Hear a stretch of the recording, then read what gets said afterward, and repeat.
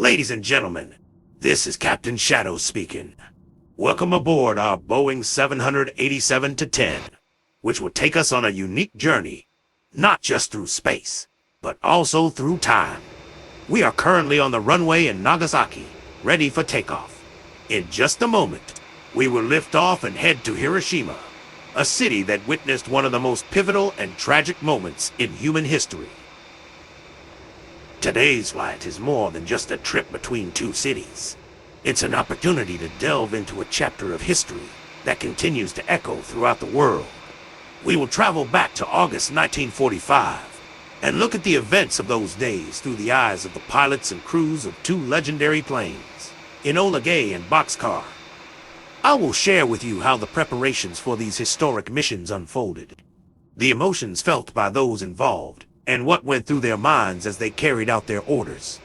This is a story of courage, duty, tension, and the heavy burden of responsibility that fell upon these individuals. This evening is perfect for reflection. A calm sky, a setting sun, and scattered clouds that will soon be flying through. Please take a moment to fasten your seatbelts and get ready for takeoff. This moment, always filled with a sense of anticipation, symbolically transports us back to a time when other planes took to the skies, carrying cargo that would change the world forever. Everything is ready. The engines are roaring at full power. Let's take off. Support my channel. Every form of support, whether it's a like, comment, subscription, or share, helps me create more journeys filled with history and emotion. Thank you for being on board with me, and I count on your engagement to help us grow this space full of passion and reflection. Your support truly means a lot.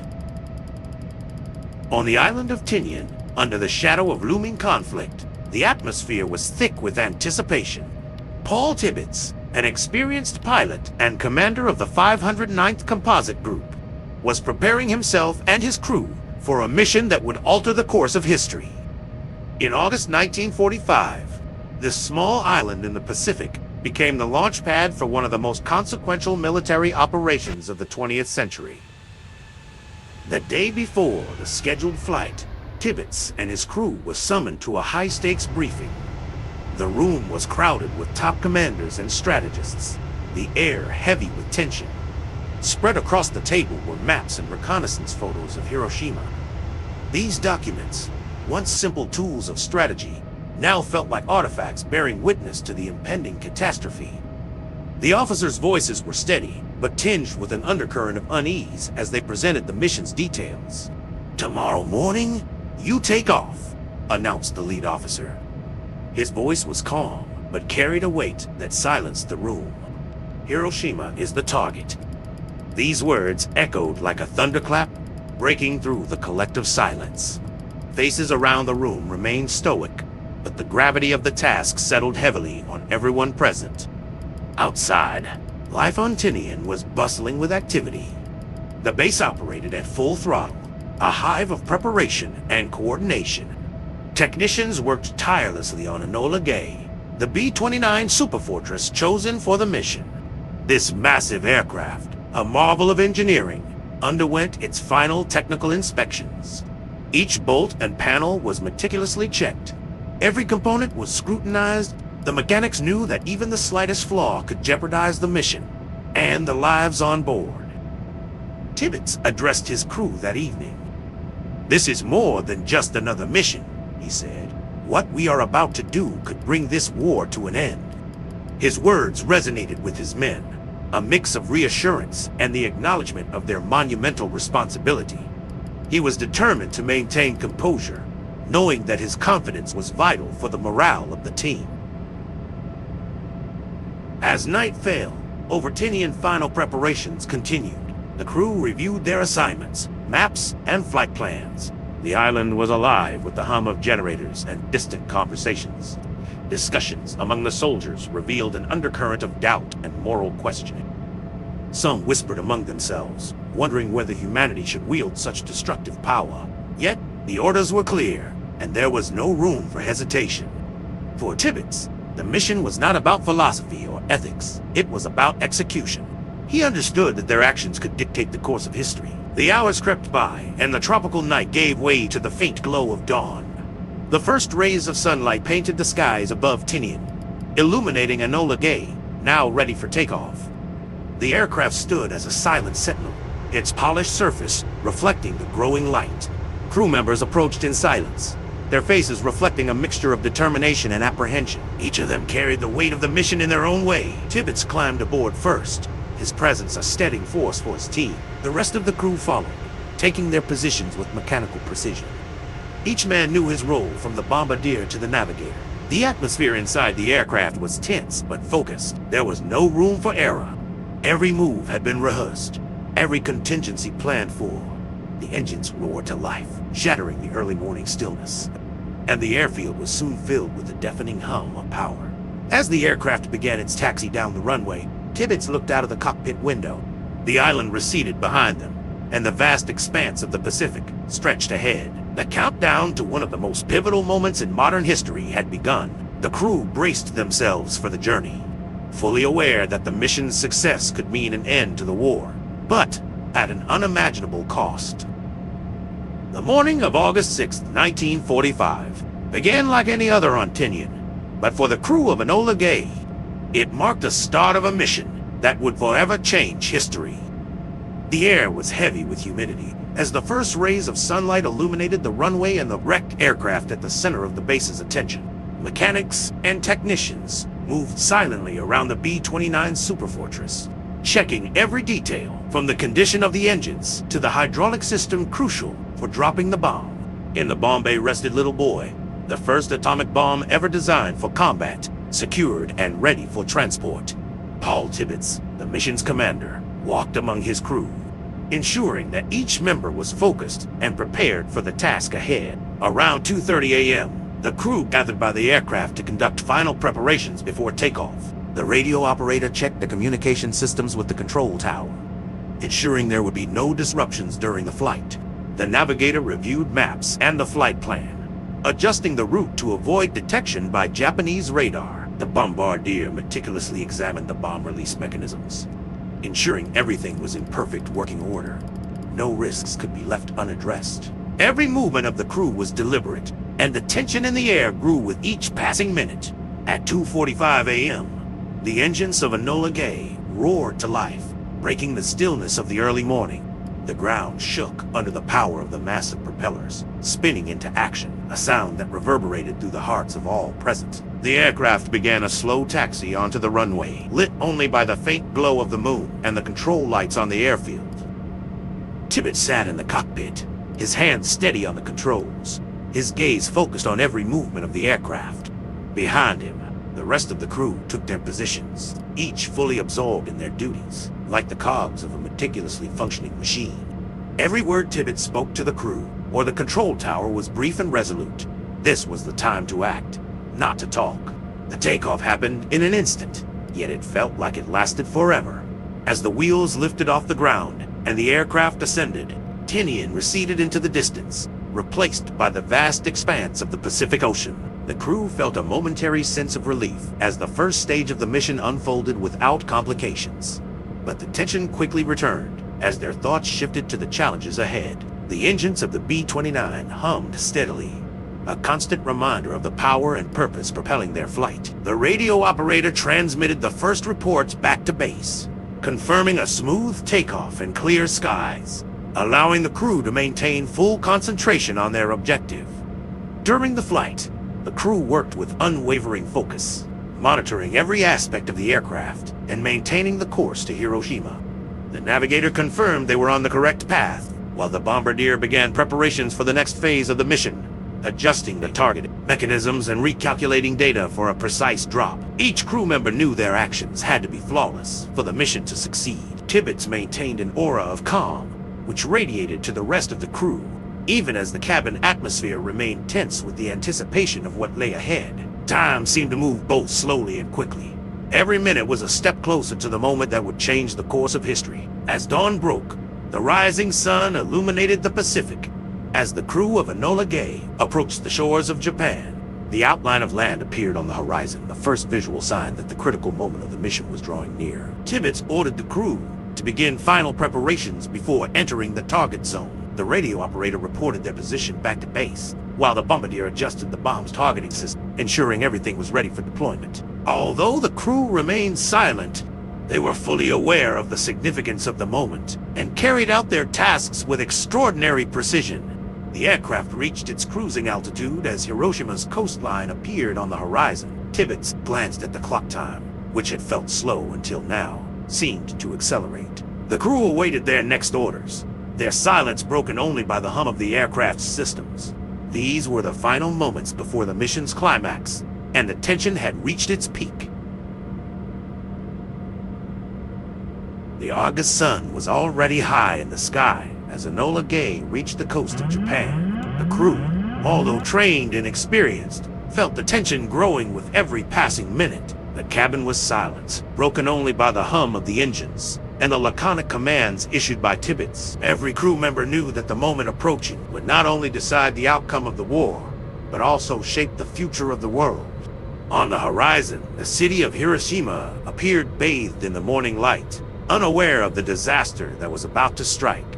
"Crew, prepare for bomb release," Tibbets announced, his voice echoing through the cabin. The bombardier, Major Thomas Farabee, took control of the targeting system, making final adjustments. The navigator plotted the course to ensure the aircraft was precisely aligned over the designated target. Other crew members scanned the surroundings through small windows, alert for anything that might disrupt the mission. The silence on board was heavy, as though everyone held their breath, waiting for the pivotal moment. "Target in sight," Farabee reported, peering through the Norden bomb site, a device critical to the mission's success. "Confirmed," Tibbets replied, ensuring everything was proceeding according to plan.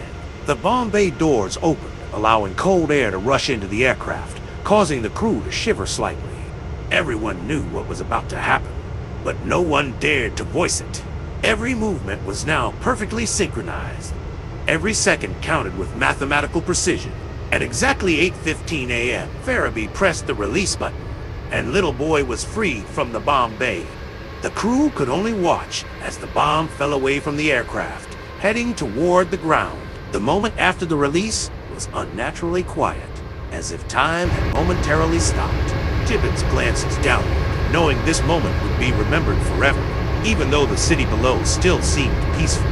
Every crew member stared through the windows, waiting for what was about to unfold. Seconds later, a light brighter than the sun flashed on the horizon. Even through protective goggles, the crew had to turn away from the blinding brilliance. The explosion's shockwave was almost immediate, reaching the aircraft and shaking it in midair. From an altitude of 31,000 feet, Tibbets could see the enormous mushroom cloud rising above Hiroshima, towering high over the city. At that moment, they all realized they had witnessed something the world had never seen before. "This is the greatest thing ever," Tibbets said, breaking the silence that had enveloped the cabin. Farabee, who had just moments earlier operated the bomb site, leaned back in his seat, staring at the distant horizon. The navigator and radio operator exchanged brief, laconic reports, struggling to process what had just occurred. The city that had just minutes earlier been alive and bustling had vanished in fire and smoke. From the cabin, all that was visible were the remnants of the explosion, a massive cloud of dust and debris rising into the sky. The crew spoke little. Each man was lost in his own thoughts. The realization that they had just participated in an event that would forever change human history was overwhelming. Tibbets, despite his professionalism, couldn't shake the questions that began forming in his mind. Could the war have ended another way? Was the decision made by the command the right one? The aircraft moved away from Hiroshima, but the image of the explosion remained etched in their memories. Even from dozens of kilometers away, they could see the fiery sphere consuming more and more of the city. Every subsequent report, sent back to base, was concise and factual, but carried an undertone of something greater. The awareness that the mission was more than just another military task. This was a moment that changed everything, both for the crew of Enola Gay and for the world. The engines of Enola Gay hummed steadily, filling the cabin with a monotonous, almost calming sound. Tibbets sat in the cockpit, his gaze fixed on the endless expanse of the Pacific, but his thoughts wandered far beyond the horizon. Each man was lost in his own reflections on what had just transpired. Rising over Hiroshima still lingered in their minds. Although the mission had gone according to plan, Onboard-only silence and unspoken questions broke the silence. The radio operator's voice, uncertain, "To end the war," replied Bombardier Farabee, though his tone lacked the confidence that usually accompanied his words. "But at what cost?" added the navigator, turning from his station to look at the rest of the crew. No one answered. The question hung in the air, like an echo of what they had seen from 31,000 feet above. Each of them knew the answer was far from simple, and the consequences of their actions were only just beginning to unfold. Tibbets, outwardly composed, felt the weight of responsibility more than ever before. He knew that as commander, he had to maintain professionalism and couldn't show the doubts that had started creeping into his own mind. "Our job was to end the war," he said after a moment, his voice calm but firm. "The decisions were made above us. We did our part." His words were meant to reassure the crew, but they couldn't silence the questions each of them quietly asked themselves. After another pause, the radio operator tried to steer the conversation to something lighter. "Tibbets, do you think they'll give us a mail when we get back?" he asked, though there was no trace of joy in his voice. "I don't know," Tibbets replied, offering a faint smile, though his eyes betrayed his exhaustion. "But one thing's for sure, this mission will be remembered for a long time." He didn't add that he wasn't certain if he wanted it to be remembered in this way. The sun began to dip toward the horizon, and the Pacific seemed to stretch on forever. Each minute of the flight back to Tinian was an opportunity to revisit the images of Hiroshima the Flash, the cloud, and the realization that beneath them, hundreds of thousands of lives had been lost. Farabee, gazing out the window, suddenly spoke softly. "It was just one bomb, and look what it did." "Yeah," the navigator replied, also staring out the window. "One bomb, and the world will never be the same." Their conversations were brief, interrupted by long moments of silence, as if every word required thought and courage to be spoken. The crew was silent. The memory of the flash and the massive cloud of smoke, too vivid to be forgotten. There was no sense of triumph or relief. "Do you think it'll be enough?" As though unsure if he should even speak. As the aircraft neared Tinian, the island appeared on the horizon, bathed in the last rays of the setting sun. The crew prepared for landing, but their movements were slower than usual, as though the emotional weight had drained their energy. Tibbets glanced at his men, trying to see something beyond their fatigue, but all he saw was the same mix of relief and heaviness that he himself felt. "We'll be back on the ground soon," he said, breaking the silence. "We did what we had to do. Now it's time to let others decide what happens next." The wheels of Enola Gay touched down on the Tinian airstrip, and the aircraft slowed, finally coming to a stop where their mission had begun. As the crew disembarked, each of them realized they were returning as changed men. Tibbets took one last look at the plane bearing his name and took a deep breath. He knew this was just the beginning of the questions that would haunt them for the rest of their lives. But for now, if only for a moment, he allowed himself to savor the quiet that stood in stark contrast to the chaos they had left behind over Hiroshima. Thank you for being here with me today. If you'd like to support my channel, you can do so by liking, commenting, sharing, or in any other way you find fitting. Every bit of support helps me create more stories. Now, let's turn our attention to the next mission. New plane, a new crew, and another chapter in the unfolding story that reshaped history. Stay with me as we continue. The sun over Tinian was slowly setting as the crew of Boxcar gathered for the first briefing in preparation for the next mission. News of the effects of the Hiroshima bombing had reached the island just hours earlier, evoking a mix of shock, awe, and disbelief. Reports spoke of the near-total destruction of the city, a massive death toll, and unimaginable chaos caused by the explosion. Everyone on Tinian knew that this was no ordinary weapon. Little Boy was something entirely new, something whose effects were difficult to comprehend until witnessed firsthand. Now, the crew of Boxcar was preparing for another mission, with the city of Nagasaki as their target. The briefing room was silent, interrupted only by the sound of footsteps from officers arranging documents and maps. The plane's commander, Major Charles Sweeney, looked at his crew, searching their eyes for a glimpse of the determination he had seen before the Hiroshima mission. But this time, it was different. Yesterday's events had left their mark on everyone. "We know what we have to do," Sweeney said, his voice calm but visibly weary. "What happened in Hiroshima might end the war, but we still don't know if the enemy will surrender." The crew listened in silence, and Sweeney's words seemed to echo off the walls without reply. Boxcar was almost ready for takeoff fit, had undergone final technical inspections, and the bomb, codenamed Fat Man, was waiting to be loaded. However, the psychological burden of the mission was more apparent than ever. One of the crew members, Bombardier Kermit B. Hunt, finally broke the silence. Hiroshima was enough. "Do we really have to do this again?" Sweeney looked at him, knowing there was no answer that could erase such doubts. On the island of Tinian, preparations continued without pause. But the atmosphere was distinctly different than before the first mission. Those who once spoke proudly about the Enola Gay mission now mentioned it less often, as if they were afraid of their own words. Reports of the tragedy in Hiroshima began to filter through the radios, and images of the flattened city started appearing in early press coverage. Fat Man was larger and more complex than Little Boy, adding further tension among the crew. Each of them knew that the effects of this mission could be as devastating, if not more so. Tibbets, the commander of the Hiroshima mission, came to speak with Sweeney and his crew. "This isn't easy," he said, sitting in the center of the room. "I know how you feel, but remember your mission might save more lives than it takes." His words were logical, but the weight of them was hard to bear for those about to take to the skies with a weapon so powerful that it defied human comprehension. "We're not here to ask why," Tibbets added. "We're here to do our job." The evening on Tinian brought a brief moment of respite, but for the crew of Boxcar, it was a time for introspection. Sweeney sat silently at his desk, reviewing mission documents.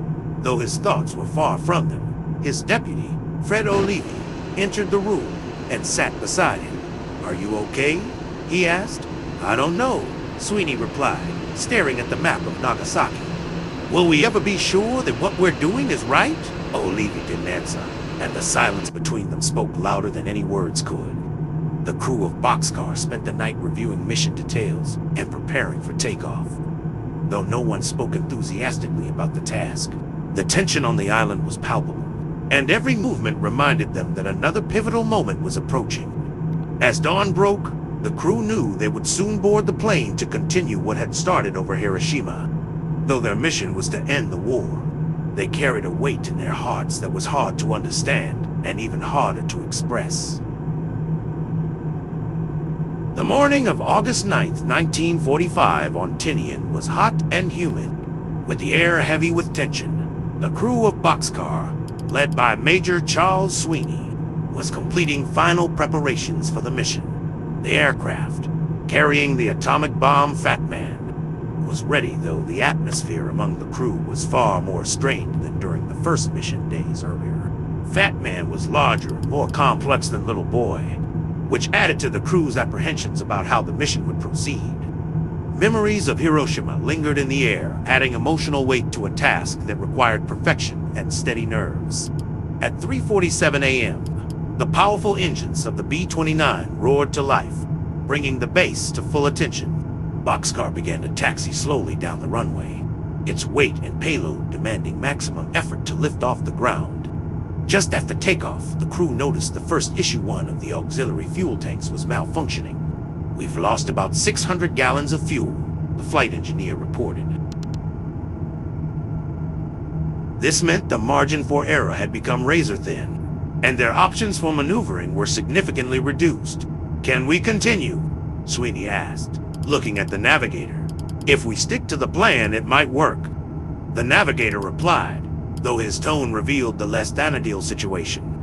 The decision was made to press on, knowing that every move from this point forward needed to be flawless. The crew worked with absolute focus, monitoring all systems to ensure no additional issues arose. Sweeney turned to the radio operator. "Maintain communication with the base. We can't afford any more problems." As Boxcar approached Japan, the crew concentrated on their primary target, Kakura. Everything seemed to indicate the mission could succeed, but reality quickly proved otherwise. When the aircraft reached Kakura, the city was shrouded in dense clouds and smoke from earlier bombings. "I can't see the target," Bombardier Kermit, Mihan reported, peering through the northern bomb site. Sweeney ordered another pass over the city, hoping the conditions would improve. The crew completed 3 passes over Kokura, but the clouds remained impenetrable, and visibility was too poor for a precise drop. "We don't have time for another pass," the navigator stated, glancing at the dwindling fuel gauges. Sweeney knew he had to make a decision. Abandoning the mission was not an option, and they were rapidly running out of fuel. "Switch to Nagasaki," he announced, his voice calm but carrying the weight of the choice. The crew immediately adjusted to the new plan, fully aware that Nagasaki was a secondary target and less thoroughly surveyed than Kakura. The flight to Nagasaki was filled with tension, as the fuel gauges left no room for error. "Do we have enough to make it back to Okinawa if the drop is successful?" one crew member asked. "We have to," Sweeney replied, though a note of uncertainty crept into his voice. As they approached Nagasaki, the crew once again faced challenging weather conditions. The city was partially obscured by clouds, forcing the bombardier to act quickly to find the right moment for the drop. "I see the target," Bihan announced, his voice steadier this time. "Confirmed," Sweeney responded. Preparing the crew for the drop. Everyone on board worked with intense focus, and the tension grew with every passing second. The release mechanism, engaged in Fat Man, left the bomb bay, descending toward Nagasaki. The crew held their breath, knowing they had just completed the most critical element of their mission. The moment the Fat Man bomb was released over Nagasaki was one the crew of Boxcar would never forget. As the release mechanism engaged, the entire crew held their breath, watching through small windows as the bomb detached from the aircraft and began its slow descent toward the ground. From an altitude of 9,000 meters, Fat Man appeared as nothing more than a small black dot against the morning sky. But everyone knew that in moments, that dot would become the epicenter of unimaginable destruction. "Will it work?" one of the crew members whispered, unable to take his eyes off the target. "It will," Major Sweeney replied, though his voice lacked the confidence that usually accompanied his orders. The crew tracked the bomb's every move as the plane veered away from the release point. The tension in the cabin was palpable, broken only by the hum of the engines. Seconds stretched into an eternity as everyone awaited the explosion. Suddenly, from the crew's perspective, the ground below erupted in a flash, brighter than anything they had ever seen. Even through protective goggles, the light was so intense that it forced them to look away. "This is impossible," Bombardier Kermit Bihan muttered, staring at the massive mushroom cloud forming on the horizon. The cloud rose rapidly, climbing high into the sky, its top spreading out like an umbrella that seemed to overshadow the entire city. "Do you see that?" the radio operator asked. Though the answer was obvious, no one could miss it. The crew remained silent, transfixed by the enormous plume rising over Nagasaki, struggling to comprehend what they had just witnessed. Visibility was partially obscured by clouds, but even they could not conceal the scale of the explosion. "We're registering seismic activity," the navigator reported, glancing at his instruments. The explosion was massive. "How many casualties?" one of the engineers quietly asked. Though no one responded, no one dared to guess. The crew of Boxcar could only observe the aftermath from above, knowing their mission was complete, yet also aware that a new chapter of the war had begun. Sweeney tried to maintain professionalism as he issued further orders for the return flight, but the tension in his voice was unmistakable. "Stay on course," he said, attempting to focus on procedures, though his mind was filled with images that would haunt him forever. Fires began to break out across Nagasaki, spreading with terrifying speed. Red flames consumed the streets, forming a giant, rippling line of fire. "It looks like hell," one of the gunners said softly, his voice barely audible. "It is hell," the bombardier replied, gazing out the window. though his words felt more like an unspoken thought than an answer. The sight of a city consumed by fire was both mesmerizing and horrifying, and the crew knew that behind every column of smoke lay countless human tragedies. Sweeney took a deep breath, trying to clear his mind. "We did what we had to," he said, though his words seemed more like an attempt to reassure himself than anyone else. The crew exchanged brief glances, each man searching the eyes of his comrades for answers that might dispel their doubts. "This is the end, right?" the young navigator asked, looking at the commander with hope in his voice. "Let's hope so," Sweeney replied, though even he was unsure. The mushroom cloud over Nagasaki continued to rise, dominating the entire landscape. Smoke began to obscure visibility, and the crew could only imagine what was happening on the ground below. "What will this look like 100 years from now?" the bombardier asked, staring at the horizon. "I don't know," the radio operator replied, his words seeming to summarize what everyone was feeling. No one had answers to the questions that began to pile up in their minds. As Boxcar moved further away from Nagasaki, the atmosphere on board grew heavier. Each member of the crew tried to process the magnitude of what had just happened, but no words could capture their thoughts. The aircraft climbed higher, and the mushroom cloud slowly disappeared from view, leaving only a massive column of smoke in its place. The crew knew that what they had left behind would never vanish from their memories. Each of them had witnessed something that would forever change history and themselves. Sweeney glanced at his men, noticing something in their faces he hadn't seen before: uncertainty, perhaps even sadness, although they were trained to execute their mission without question. They now couldn't avoid reflecting on the consequences of their actions. Was it really necessary? One of the younger crew members asked quietly, though he didn't expect an answer. Each of them felt the weight of responsibility, growing heavier with every minute of the flight home. The memories of the flash, the smoke cloud, and the burning city were too fresh to push away. "It looked like the end of the world," the navigator said, his voice trembling slightly, which was rare during a mission. "And maybe it is," Sweeney replied, though even he wasn't sure what he meant by those words. Everyone stared out the plane's small windows, trying to find something in the calm ocean that could distract them from what they had left behind. Physical fatigue began to take its toll, but the emotional exhaustion was far more overwhelming. Sweeney, as commander, felt the need to reassure his crew, even though he was on the brink of exhaustion himself. "We did what we had to do," he said, though his words felt hollow, as if he didn't fully believe them himself. The crew exchanged brief glances that spoke louder than words. Everyone knew this mission had changed them forever. Each of them tried to find their own answer to the question that hung in the air. Was it worth the price? The sun began to set its warm light, illuminating the cabin, creating a stark contrast to the heavy emotions that everyone on board felt. "Fuel," the flight engineer interrupted the silence. "Is running low?" Sweeney nodded, aware that their options were limited. A landing in Okinawa was necessary, but even there, questions and the stares of those who wouldn't understand what they had been through awaited them. Every passing kilometer brought them closer to landing, but no further from the memories that would stay with them forever. The engines of Boxcar hummed steadily, filling the cabin with a monotonous, soothing sound that contrasted sharply with the emotional turmoil gripping the crew. Each of them was exhausted, not just physically, but mentally after what had just happened over Nagasaki. The cabin was thick with silence, interrupted only by brief, factual exchanges between crew members. Major Charles Sweeney sat in the cockpit, staring into the endless expanse of the Pacific, though his thoughts lingered on the explosion he had witnessed with his own eyes. He wondered whether he would ever be able to look at his actions with detachment and justify their necessity. "The silence here is almost frightening," murmured Bombardier Kermit Behan, his voice barely audible.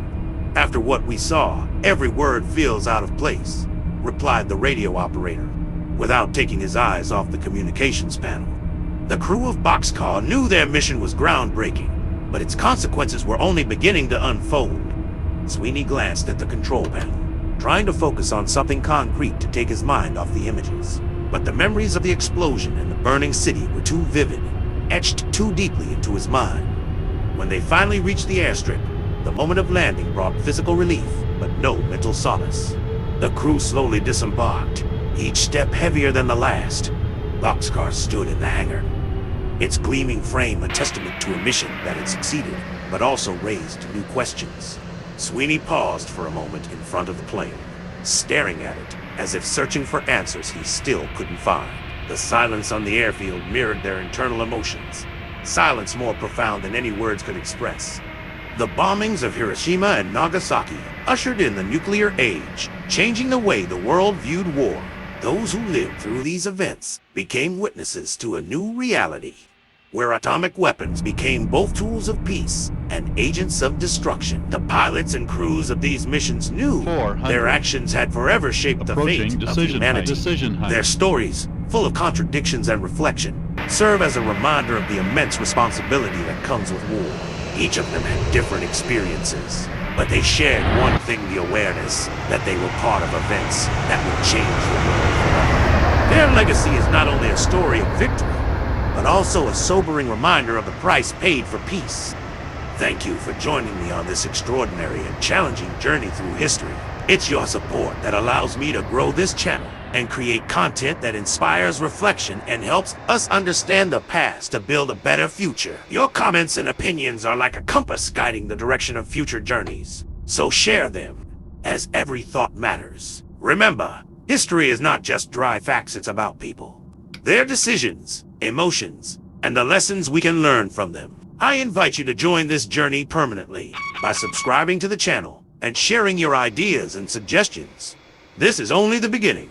There are many more fascinating and moving stories waiting to be discovered. See you in the next episode, where we'll once again embark on a journey that will open our eyes to new or forgotten histories. Thanks to you, this journey becomes truly special. Together, we can explore the world step by step, story by story. Take care, and see you next time.